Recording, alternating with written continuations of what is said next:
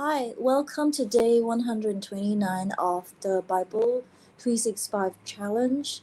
I am reading from the Thematic Bible reading plan found at BibleStudyTools.com. The link is in the description box. You will go directly to the program. Today, I'll be reading Judges chapter 10, Psalm chapter 44, and Judges chapter 11. So, Judges chapter 10, Tola. After the time of Abimelech, a man of Issachar named Tola, son of Puah, the son of Dodo, rose to save Israel. He lived in Shamir, in the hill country of Ephraim. He led Israel 23 years, and then he died, and was buried in Shamir. Jair. He was followed by Jair of Gilead, who led Israel 22 years. He had 30 sons, who rode 30 donkeys.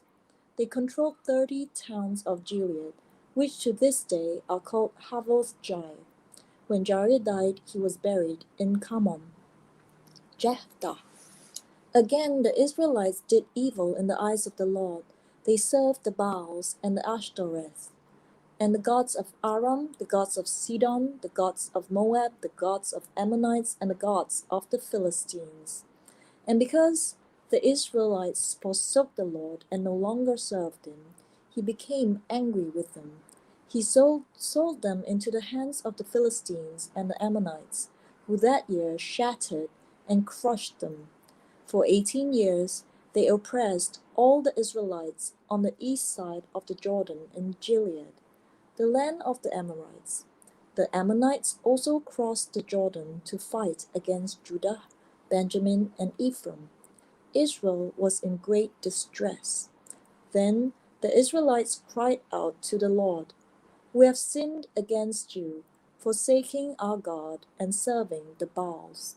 The Lord replied, "When the Egyptians and the Amorites, the Ammonites, the Philistines, and the Sidonians, the Amalekites, and the Maonites oppressed you, and you cried to me for help, did I not save you from their hands? But you have forsaken me and served other gods, so I will no longer save you.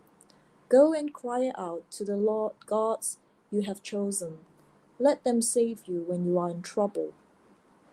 But the Israelites said to the Lord, "We have sinned. Do with us whatever you think best, but please rescue us now." Then they got rid of the foreign gods among them and served the Lord, and he could bear Israel's misery no longer.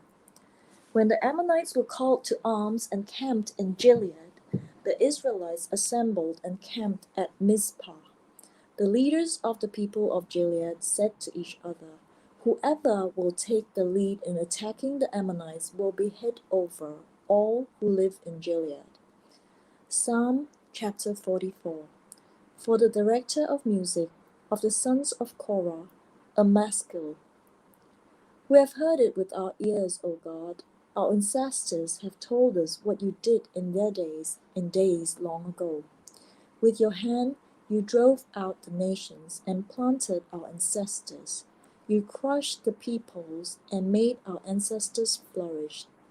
It was not by their sword that they won the land, nor did their arm bring them victory. It was your right hand, your arm, and the light of your face, for you loved them. You are my King and my God, who decrees victories for Jacob. Through you we push back our enemies. Through your name we trample our foes. I put no trust in my bow. My sword does not bring me victory, but you give us victory over our enemies. You put our adversaries to shame. In God we make our boast all day long, and we will praise your name forever. But now you have rejected and humbled us, so you no longer go out with our armies. You made us retreat before the enemy, and our adversaries have plundered us. You gave us up to be devoured like sheep, and have scattered us among the nations. You sold your people for a pittance, gaining nothing from their sale. You have made us a reproach to our neighbors, the scorn and derision of those around us. You have made us a byword among the nations. The peoples shake their heads at us.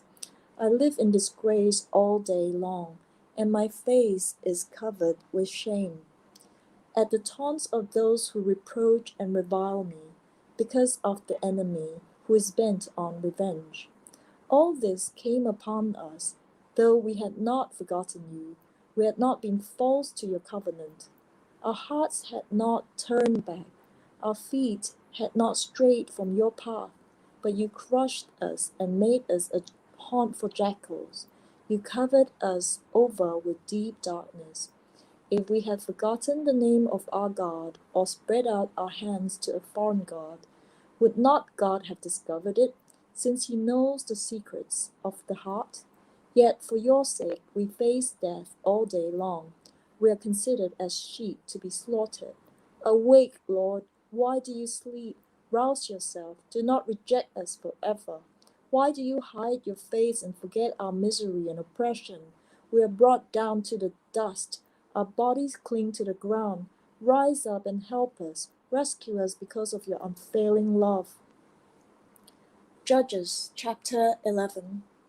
Jephthah the Gileadite was a mighty warrior. His father was Gilead. His mother was a prostitute. Gilead's wife also bore him sons, and when they were grown up, they drove Jephthah away.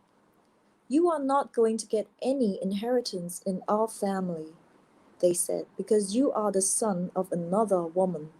So Jephthah fled from his brothers and settled in the land of Tob, where a gang of scoundrels gathered around him and followed him. Sometime later, when the Ammonites were fighting against Israel, the elders of Gilead went to get Jephthah from the land of Tob. Come, they said, be our commander so we can fight the Ammonites. Jephthah said to them, Didn't you hate me and drive me from my father's house? Why do you come to me now when you're in trouble? The elders of Gilead said to him, Nevertheless, we are turning to you now. Come with us to fight the Ammonites, and you will be head over all of us who live in Gilead. Jephthah answered, Suppose you take me back to fight the Ammonites, and the Lord gives them to me. Will I really be your head? The elders of Gilead replied, The Lord is our witness. We will certainly do as you say. So Jephthah went with the elders of Gilead, and the people made him head and commander over them. And he repeated all his words before the Lord in Mizpah. Then Jephthah sent messengers to the Ammonite king with a question, What do you have against me, that you have attacked my country? The king of the Ammonites answered Jephthah's messengers, When Israel came out of Egypt, they took away my land from the Arnon to the Jabbok, all the way to the Jordan. Now give it back peaceably. Jephthah sent back messengers to the Ammonite king, saying, This is what Jephthah says. Israel did not take the land of Moab or the land of the Ammonites, but when they came up out of Egypt, Israel went through the wilderness to the Red Sea and on to Kadesh. Then Israel sent messengers to the king of Edom, saying, Give us permission to go through your country. But the king of Edom would not listen. They sent also to the king of Moab, and he refused. So Israel stayed at Kadesh.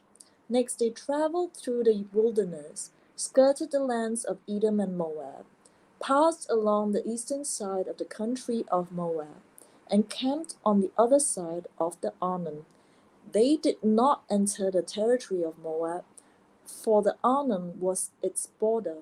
Then Israel sent messengers to Sihon, king of the Amorites, who ruled in Heshbon, and said to him, let us pass through your country to our own place. Sihon, however, did not trust Israel to pass through his territory.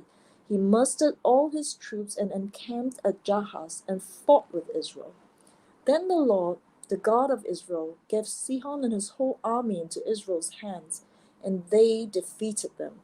Israel took over all the land of the Amorites who lived in that country, capturing all of it from the Arnon to the Jabbok and from the desert to the Jordan. Now, since the Lord, the God of Israel, has driven the Amorites out before his people Israel, what right have you to take it over? Will you not take what your god Chemosh gives you? Likewise, whatever the Lord our God has given us, we will possess. Are you any better than Balak son of Zippor, king of Moab? Did he ever quarrel with Israel or fight with them?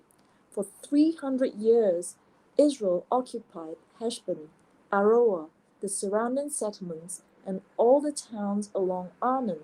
Why didn't you retake them during that time? I have not wronged you, but you are doing me wrong by waging war against me.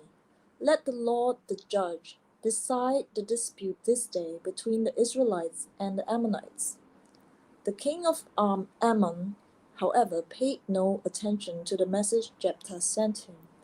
Then the Spirit of the Lord came on Jephthah.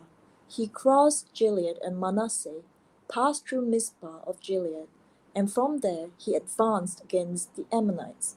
And Jephthah made a vow to the Lord, if you give the Ammonites into my hands, whatever comes out of the door to my house to meet me when I return in triumph from the Ammonites will be the Lord's, and I will sacrifice it as a burnt offering. Then Jephthah went over to fight the Ammonites, and the Lord gave them into his hands. He devastated 20 towns from Aroer to the vicinity of Minnith as far as Abel Keramim. Thus Israel subdued Ammon. When Jephthah returned to his home in Mizpah, who should come out to meet him but his daughter, dancing to the sounds of timbrels? She was only a child. Except for her, he had neither son nor daughter. When he saw her, he tore his clothes and cried, "Oh no, my daughter! You have brought me down, and I am devastated. I have made a vow to the Lord that I cannot break." "My father," she replied, "you have given your word to the Lord. Do to me just as you promised. Now that the Lord has avenged you of your enemies, the Ammonites. But grant me this one request," she said. "Give me 2 months to roam the hills and weep with my friends because I will never marry." "You may go," he said, and he let her go for 2 months. She and her friends went into the hills and wept because she would never marry. After the 2 months she returned to her father, and he did to her as he had vowed, and she was a virgin. From this comes the Israelite tradition that each year the young women of Israel go out for 4 days to commemorate the daughter of Jephthah the Gileadite. That was day 129 of the Thematic Bible Reading Plan found at BibleStudyTools.com. I just read Judges chapter 10, Psalm chapter 44, and Judges chapter 11. I'll see you on day 130.